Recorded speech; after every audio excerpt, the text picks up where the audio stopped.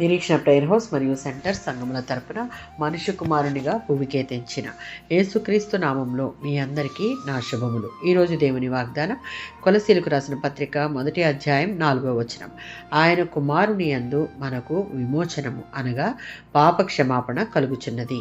ఈ పత్రికను పౌలు జైలులో ఉన్నప్పుడు కొలసీ సంఘం యొక్క సమస్యల గురించి రాశాడు.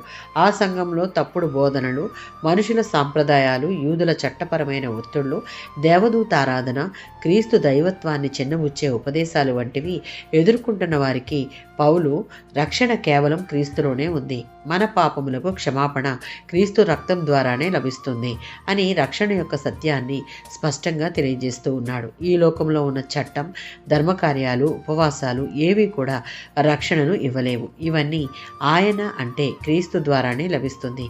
విమోచనం అంటే పాప బానిసత్వం నుండి యేసుక్రీస్తు పాపులమైన మనలను తన రక్తాన్ని వెలగా చెల్లించి విడుదల ఇచ్చి తన వైపు తిరిగి తీసుకుని వచ్చాడు.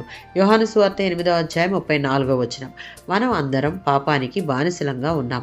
ఆయన చిందించిన రక్తం ద్వారా మనలను విమోచించాడు. దీని ఫలితంగా పాపం పూర్తిగా క్షమించబడింది. దేవునికి వ్యతిరేకంగా ఉన్న తీర్పు రద్దయింది.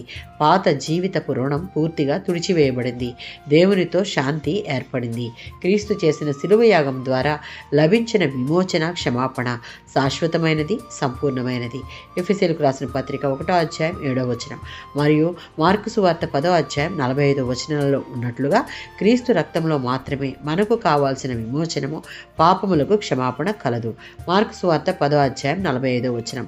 సమస్త మానవాళిని విమోచించుటకే తండ్రి అయిన దేవుడు తన అద్వితీయ కుమారుని ఈ లోకమునకు పంపాడు. క్రీస్తు తండ్రి చిత్తాన్ని నెరవేర్చి తన ప్రాణాన్ని అర్పించి పాపులమైన మన ప్రతి పాపమును క్షమించి రక్షించి విమోచించాడు. ఆమేన్.